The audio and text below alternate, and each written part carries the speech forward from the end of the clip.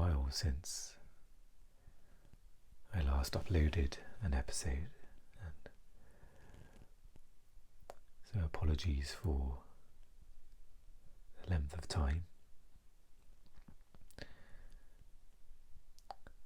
I'm aware also that as we are reading and following A New Earth, this can sometimes feel a bit disruptive when there's a long gap between readings.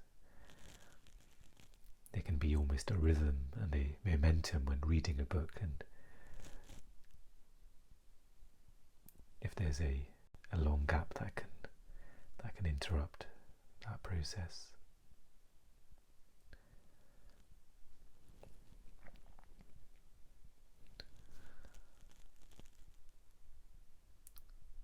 So one of the reasons for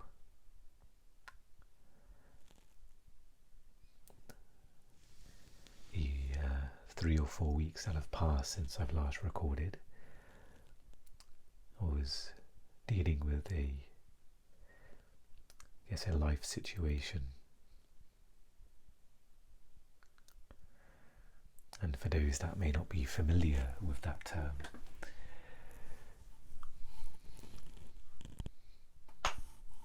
life situation is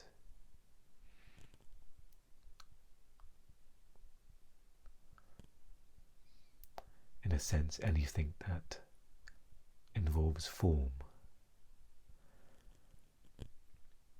things that are temporary.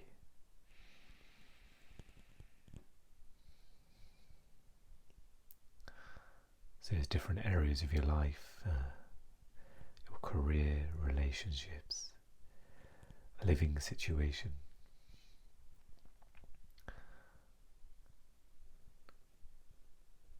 So for me there was a lot of pain that arose due to this situation I was going through.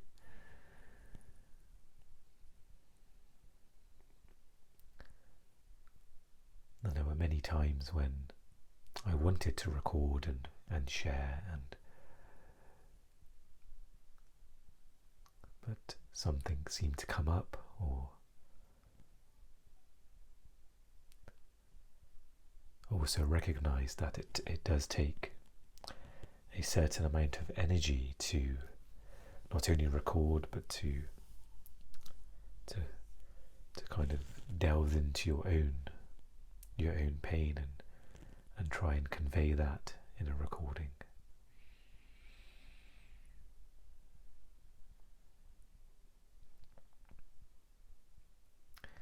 I wanted to start this episode by talking about a dream I had, and the contents of the dream is not so important, but what I gauged from the dream was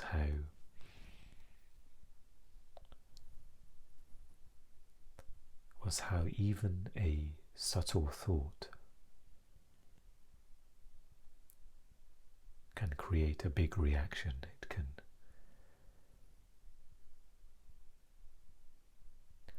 There are certain people in the dream that I hadn't thought of, or I had spent very little time in my life with those people, and they seem to appear very vividly in the dream, and it almost gave me that insight of how even the subtleties of life have depth to them. If you imagine a lake and a very small stone that's dropped into the lake, and the ripples go out far and wide. But if we look at how a lot of people are living their lives, this lake is, there's all sorts of commotion that's happening there, many reactions, endless waves of thoughts.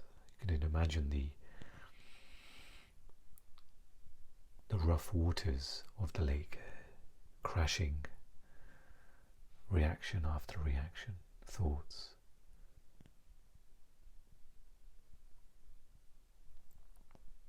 And we see this as normal. We're unaware that we are not part of this process, we are not the mind.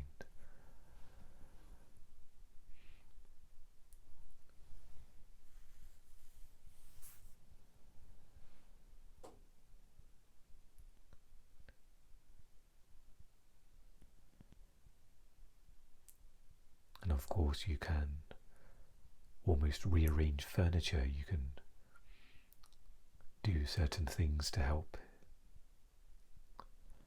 improve the mind in this way, and those are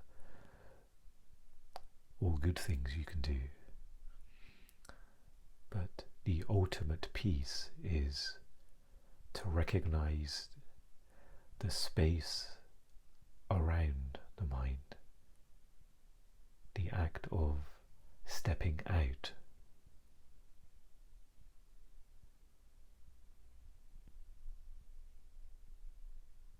And directly experiencing the stillness that is outside of the mind.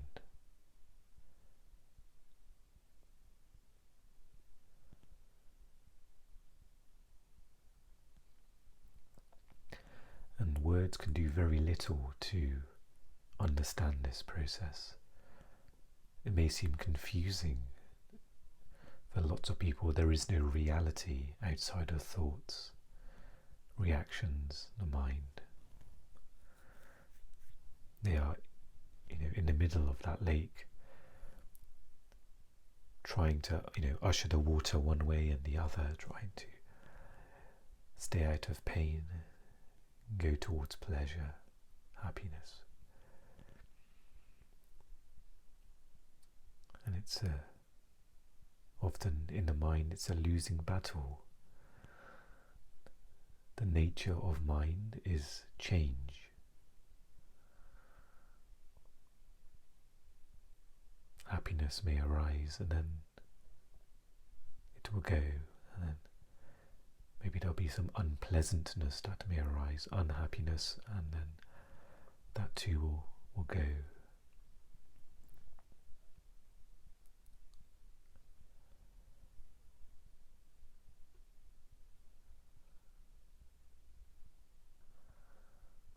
And then there's the direct experience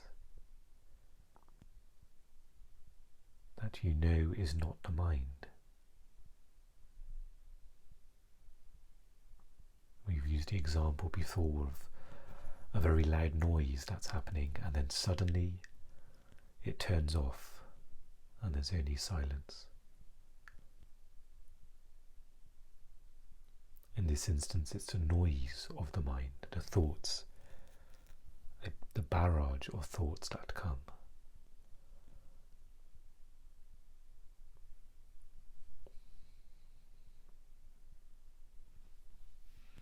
And it's not controlling the mind.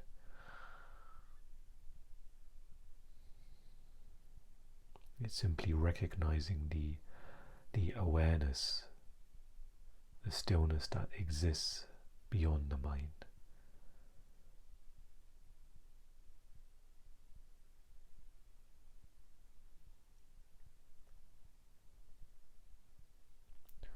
A helpful question sometimes to help with this process is to see if you can catch the next thought the mind produces. And in order for this to happen, you have to be present, to be aware, to be watching the mind, to not be inside, within the mind.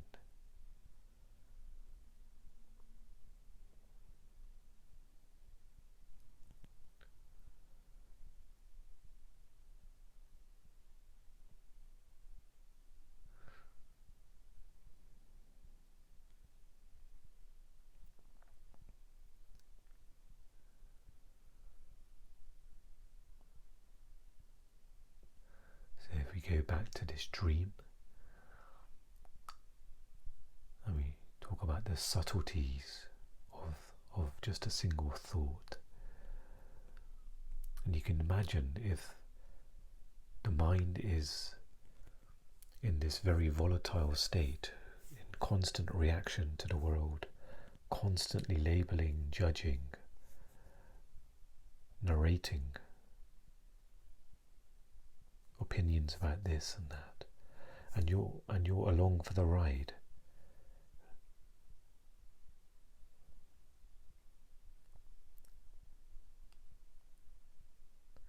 And you can imagine the effects this may have, the conditioning that is happening.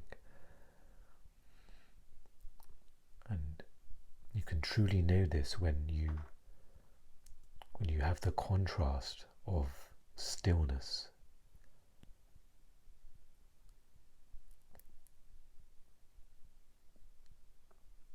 And then also you're aware when a thought arises in that stillness. It's so much more, it's more potent in a sense. Because now you're coming from a place of spaciousness. It's almost like walking down a busy street at the centre of a city, traffic, noises, people. And you almost filter that out as you walk. And then suddenly you're on this very peaceful hillside, just overlooking the water, so peaceful there.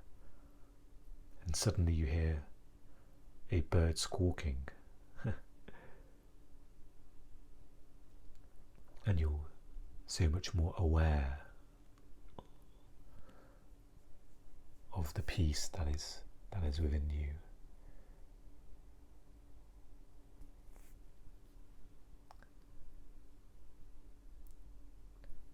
And you become more sensitive to what almost interrupts the peace, or what tries to pull you in.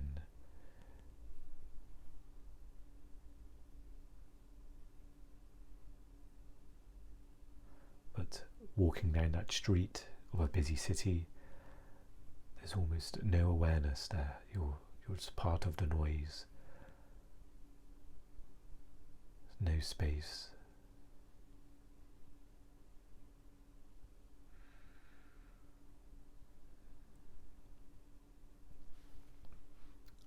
And if we think about this journey we are on, we are part of this form. We're inside this body. We've been given a mind. So it's not rejecting this, it's not rejecting the mind. These are part of our existence in this moment. There is a mind and there is a body.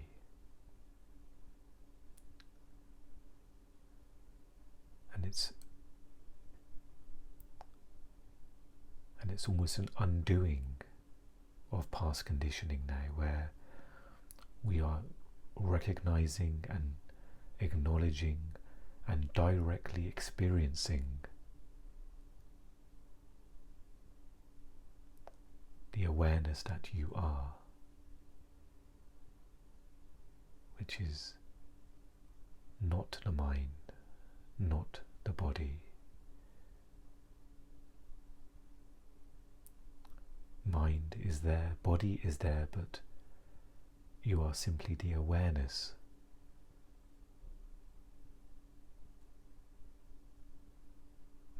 Watching, observing.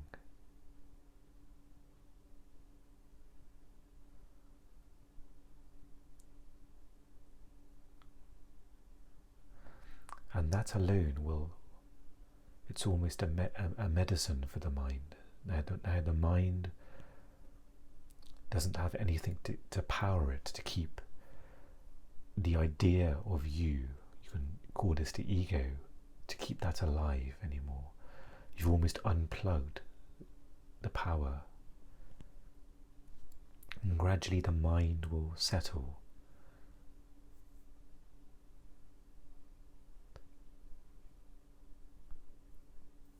It's not to say that this happens once and you don't have to worry about this anymore. Over and over, you're going to be pulled into the mind again, and it's going to be, this space will be covered up, and you'll be walking down that street in a busy city, and then suddenly you may become aware that, oh, I'm back in mind.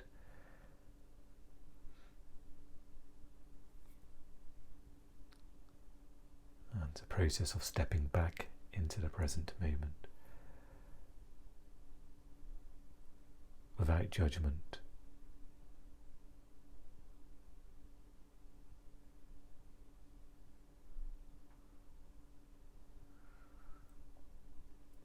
Just this simple practice.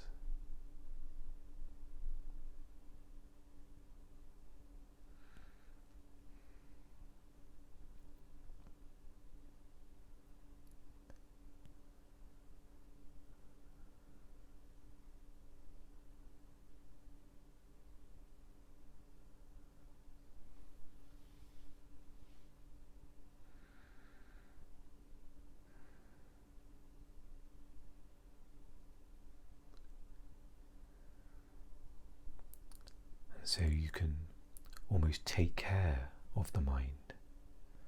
You can take care of the body. There's nothing wrong with stimulating the mind with goals and purpose, doing things for self-care as well, to relax the mind. And you're almost allowing the mind and body to work with you during this process. At the moment, for a lot of people, the condition of the mind especially, it's almost like a heavy weight. They're swimming in the lake of consciousness, trying to meditate, but they've got this heavy weight of the mind that's almost working against them. And so, very slowly and gently,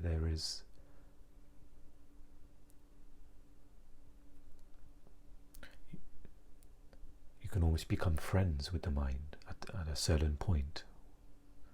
When the awareness is established, there is stability there, then you may notice the mind even becoming friendly. That it's working with you harmoniously.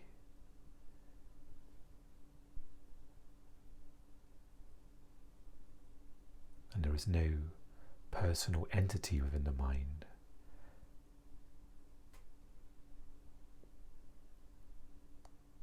With a name, with a history, with opinions.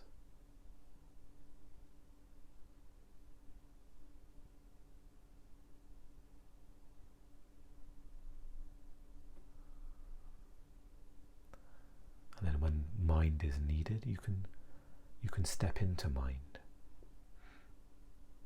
And you can experience it, but not be of it, not to get lost within.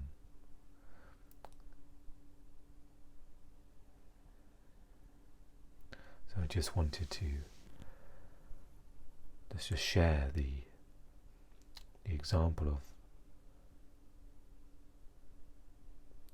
of as I've gone through this process, I've noticed the subtleties of being in presence and just having a small thought, and how it can have an effect.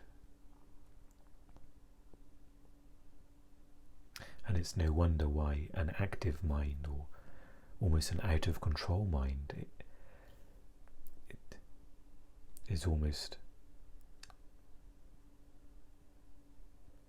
it's almost a complete blackout of thought. There's no awareness, no light, just lost in the waves of thought.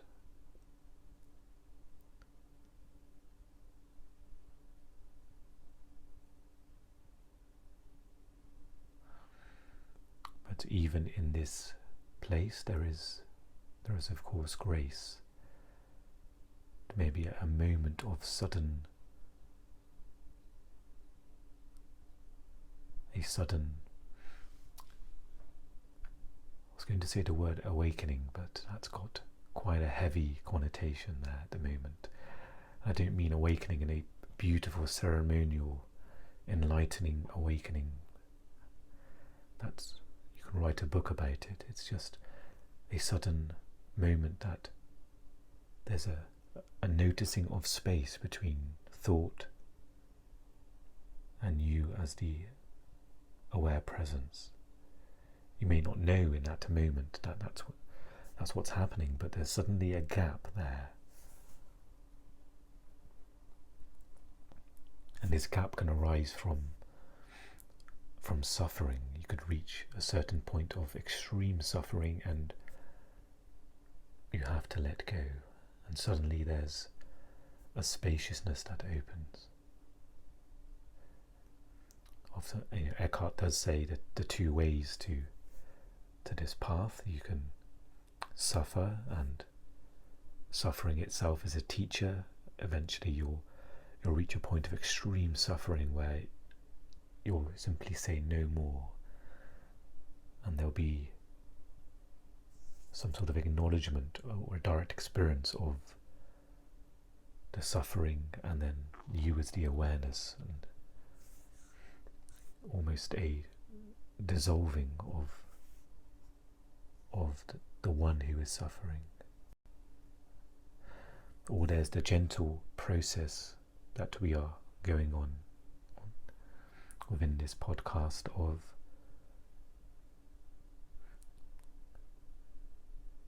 bringing your awareness back to the present moment, directly experiencing the field of aware presence, beyond simple, not something that you can give to the mind. It's just the experiencing of this.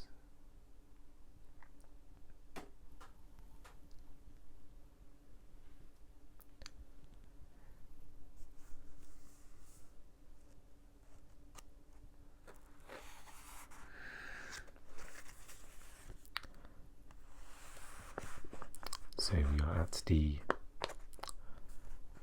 section titled Temporary Roles, and reading from Eckhart's second book called A New Earth.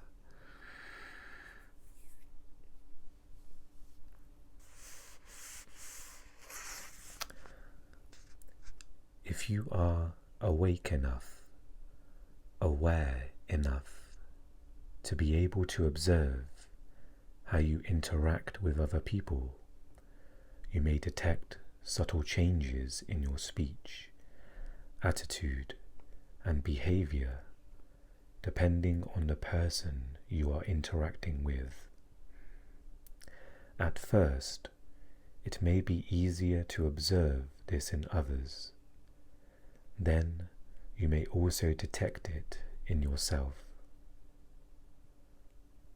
The way in which you speak to the chairman of the company may be different in subtle ways from how you speak to the janitor.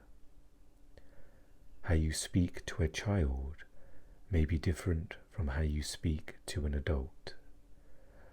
Why is that? You are playing roles.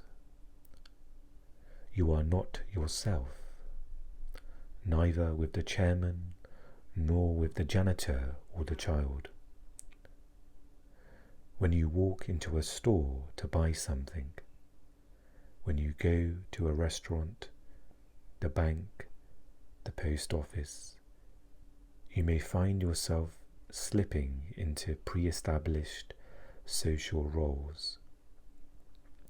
You become a customer and speak and act as such. And you may be treated by the salesperson or waiter who is also playing a role as a customer. A range of conditioned patterns of behavior come into effect between two human beings that determine the nature of the interaction. Instead of human beings, conceptual mental images are interacting with each other. The more identified people are with their respective roles, the more inauthentic the relationships become. You have a mental image not only of who the other person is, but also of who you are, especially in relation to the person you are interacting with. So you are not relating with that person at all, but who you think you are is relating to who you think the other person is, and vice versa. The conceptual image your mind has made of yourself is relating to its own creation, which is the conceptual image it has made of the other person. The other person's mind has probably done the same. So every egoic interaction between two people is in reality the interaction between four conceptual mind-made identities that are ultimately fictions. It is therefore not surprising there is so much conflict in relationships. There is no true relationship.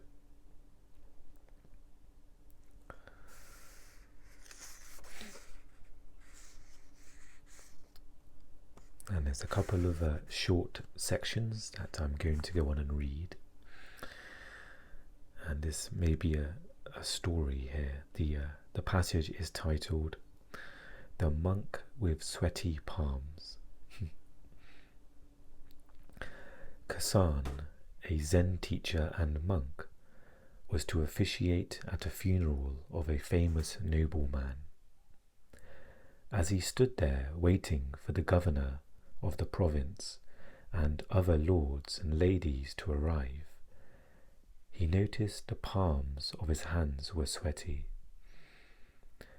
The next day he called his disciples together and confessed he was not yet ready to be a true teacher.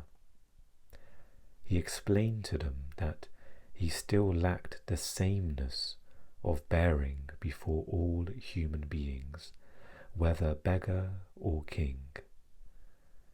He was still unable to look through social roles and conceptual identities and see the sameness of being in every human. He then left and became the pupil of another master. He returned to his former disciples 8 years later, enlightened.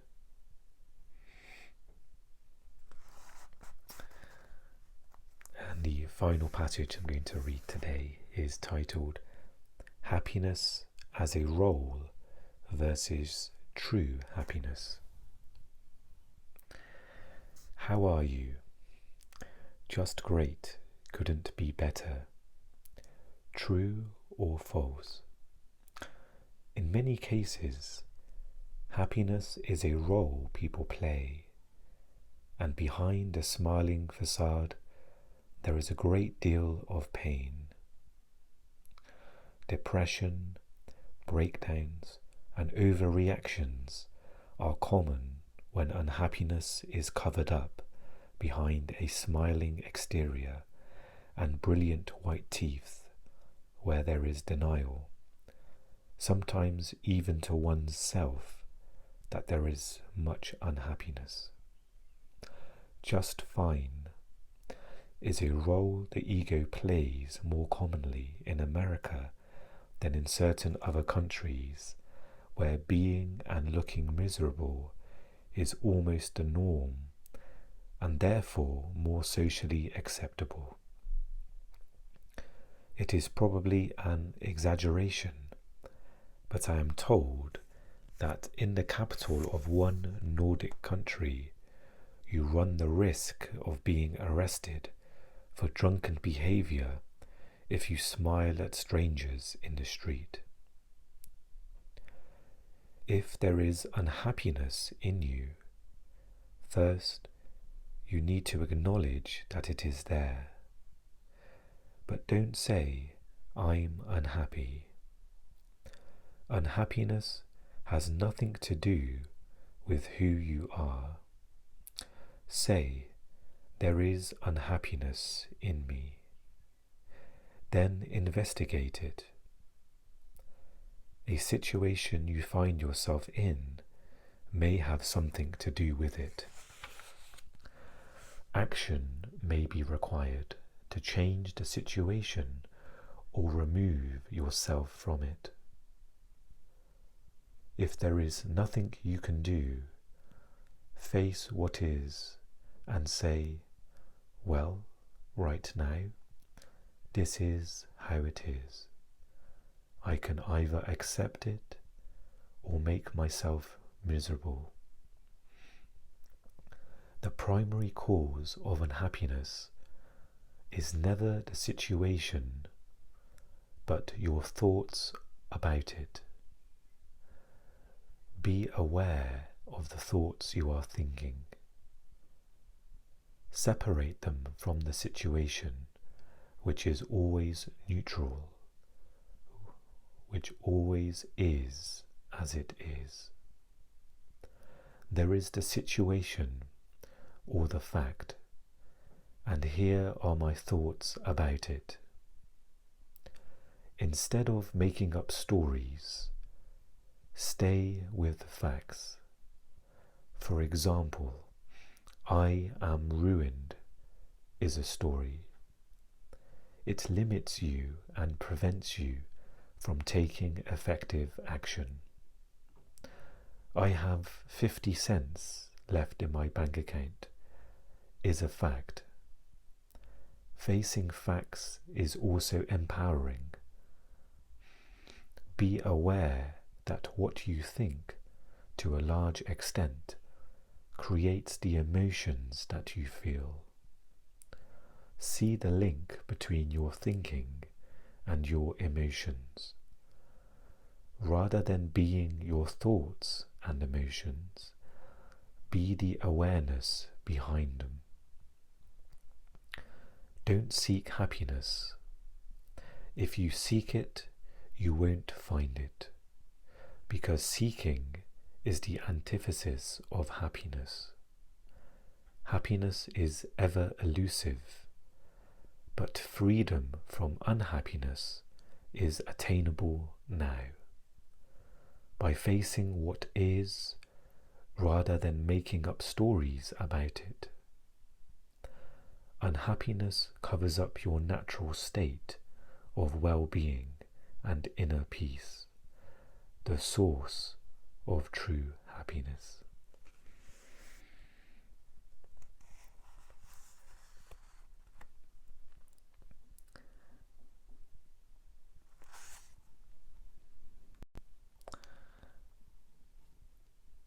Thank you so much for joining me for today's episode. I wish you well in this present moment, and we'll talk again very soon. Take care.